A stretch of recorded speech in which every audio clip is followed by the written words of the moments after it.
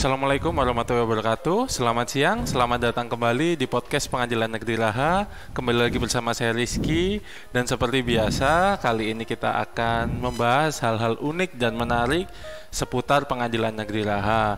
Nah, seperti biasa juga nih, saya nggak akan sendirian. Kali ini saya ditemani oleh salah satu hakim di Pengadilan Negeri Raha dengan Bapak Muhammad Akbar Rusli SHMH. Selamat siang Pak Akbar. Selamat siang Mas Rizky. Mungkin bisa menyapa teman-teman. Selamat siang kepada para pemirsa podcast Pengadilan Negeri Raha. Nah Pak, seperti biasa Pak, di podcast-podcast sebelumnya kita akan bahas hal-hal yang mungkin menarik untuk diedukasi atau ini kepada para pencari keadilan yang sedang menonton Pak.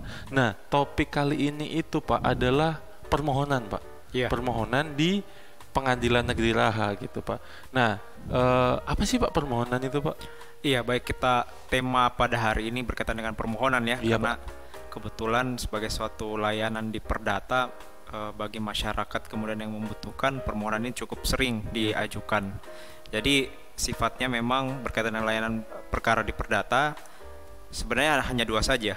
Pertama gugatan, kedua permohonan. Gugatan biasa disebut dengan yurisdiksi kontentiosa, artinya ada sengketa di situ yang melibatkan para pihak. Sementara sifat dari permohonan berbeda dengan gugatan tadi karena hanya berkaitan dengan kepentingan dari pihak yang mengajukan permohonan tersebut. Jadi lazimnya tidak ada sengketa dan sifatnya ex parte atau sepihak. Mungkin seperti itu, Mas Rizky. Iya Pak. Nah, sebelum kita bahas lebih dalam lagi nih Pak tentang permohonan, dasar hukum dari permohonan ini sendiri apa Pak? Iya, kalau bicara dasar ya sebenarnya terkait dengan permohonan ini sudah diatur dalam Undang-Undang Pokok Kehakiman, itu Undang-Undang Nomor 14 tahun 1970 ya.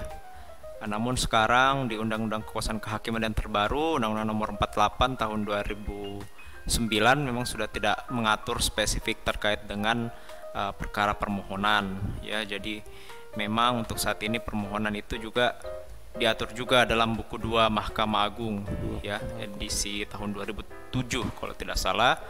Dan memang itu disitulah dilihat permohonan-permohonan apa saja yang dapat diajukan ke pengadilan. Dan untuk saat ini bisa dikatakan berkaitan dengan permohonan itu sudah diatur di berbagai peraturan perundang-undangan, Mas Rizky. Iya. Jadi kita bisa katakan bahwa berkaitan dengan permohonan ini juga diatur dalam misalnya Undang-Undang Adminduk ya, Undang-Undang Nomor 23 tahun 2006 sebagaimana telah diubah dengan Undang-Undang Nomor 24 tahun 2013. Iya. Ya, jadi berkaitan dengan perubahan nama, berkaitan dengan keterlambatan pencatatan lahir, pencatatan kematian ya diatur di situ. Dan undang-undang lain misalnya Undang-Undang Perseorangan Terbatas ya berkaitan dengan pemanggilan RPS ataupun juga berkaitan dengan Undang-Undang Perkawinan misalnya ya. Iya, Jadi memang terkait dengan domain permohonan ini sudah diatur di berbagai perundang-undangan.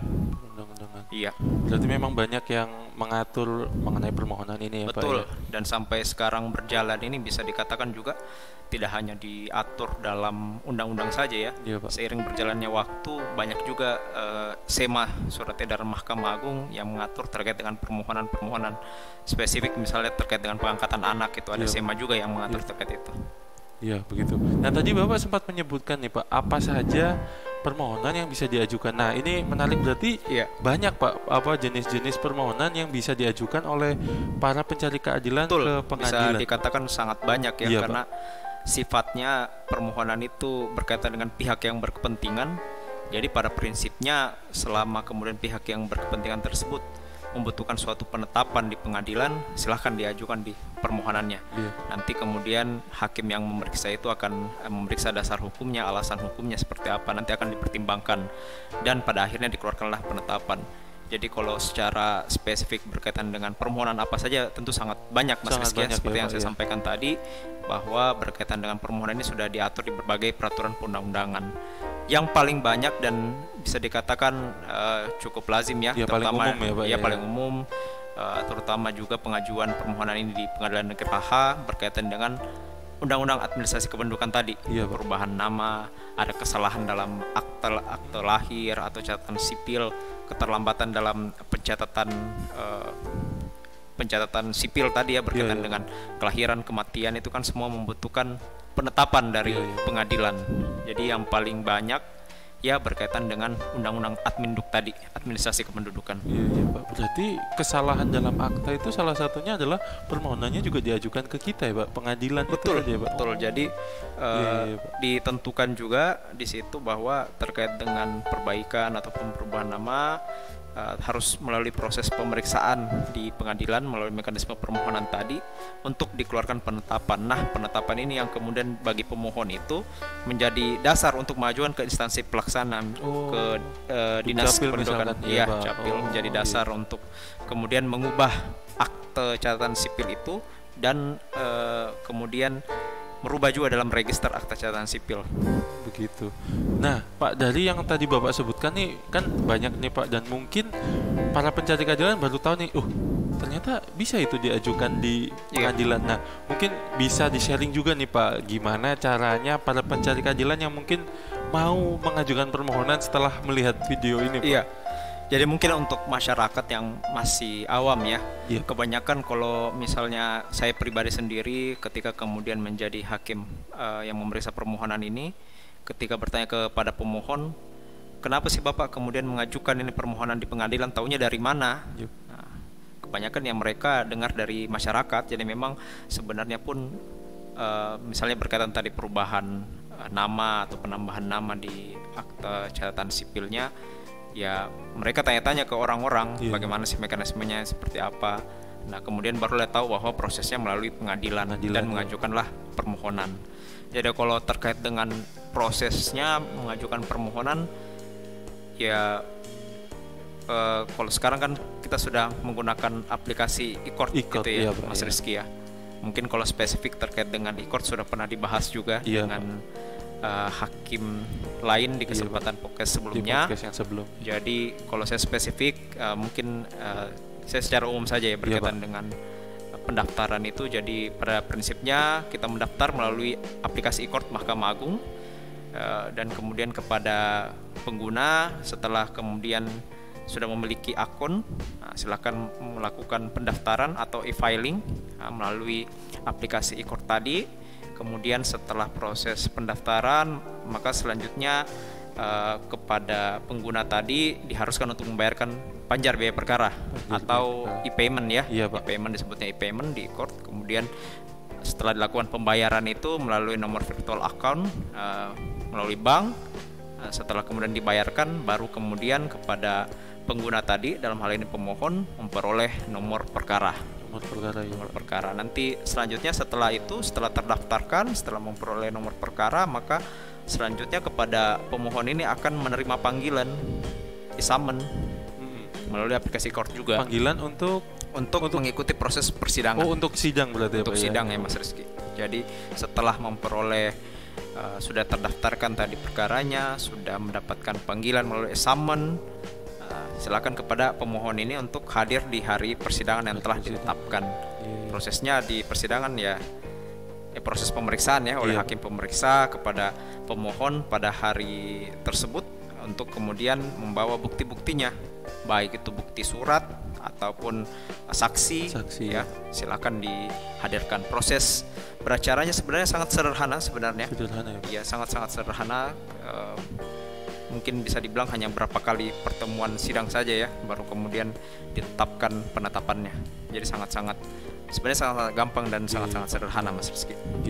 Berarti sidangnya juga tidak terlalu mungkin yang seperti gugatan yang sampai berkali-kali. Iya betul, karena relatif lebih singkat ya Pak. Iya, karena yang saya sampaikan tadi karena sifatnya sepihak ya, ex parte tadi, bukan dalam artian ada kedua belah pihak seperti lazimnya perkara-perkara gugatan ya. Jadi memang prosesnya dari pihak yang berkepentingan ini saja kemudian mengajukan bukti-bukti suratnya, diperiksa oleh hakim, kemudian dipertimbangkan oleh hakim tersebut dalam penetapan nantinya. Apakah dikabulkan, ditolak, atau dianggap permohonan tersebut tidak dapat diterima, Mas Rizky. Jadi seperti itu. Nah, jadi itu ya Pak ya mengenai permohonan ini. Jadi untuk para pencari keadilan yang sedang menonton, apabila mungkin menemui kendala yang kebetulan tadi sempat disebutkan oleh Pak Akbar, ini kayaknya saya ini nih bisa mengajukan. Nah, silakan aja datang langsung ke pengadilan di sekitar tempat para pencari keadilan yang sedang menonton, apalagi terutamanya di Pengadilan Negeri Raha untuk melakukan permohonan supaya mendapatkan penetapan dan melakukan perubahan kepada dinas terkait. Karena prosesnya juga bukan proses yang rumit karena mudah dan singkat gitu ya Pak ya. Mudah dan gampang. Nah Pak, mungkin untuk permohonan ini cukup sampai di sini karena infonya udah sangat membantu kayaknya untuk pencari keadilan. Mungkin Bapak bisa memberikan sedikit pesan-saran kepada para penonton. Iya, kepada masyarakat terutama yang kemudian membutuhkan suatu penetapan dan hendak mengajukan permohonan, silakan diajukan ya, terutama untuk masyarakat di wilayah hukum Pengadilan Negeri Raha, silakan diajukan di Pengadilan Raha permohonannya.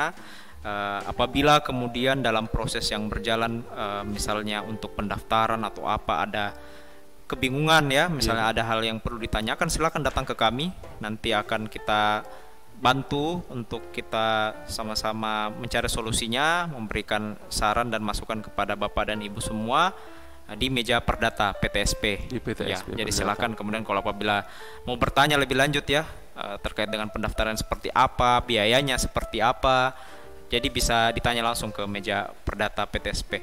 Proses yang berjalan sampai dengan saat ini ialah kita memberikan proses yang mudah dan transparan kepada masyarakat ya. Jadi semuanya serba terbuka berkaitan dengan syarat-syaratnya, prosesnya seperti apa, dan juga biaya perkaranya seperti apa. Iya, semua serba terbuka dan digital lagi ya Pak ya. Betul, digital. Jadi mungkin untuk podcast kali ini mengenai permohonan sampai di sini aja karena kayaknya udah sangat bisa mengedukasi bagi para pencari keadilan. Terima kasih banyak waktunya Pak Akbar, udah mau memberikan sedikit ilmunya kepada para pencari keadilan yang sedang menonton. Nah, untuk para pencari keadilan yang sedang menonton, terima kasih banyak juga atas waktunya menonton podcast kali ini. Apabila ada salah kata, mohon dimaafkan. Jangan lupa klik tombol like, komen, dan subscribe. Kami pamit undur diri. Selamat siang. Wassalamualaikum warahmatullahi wabarakatuh.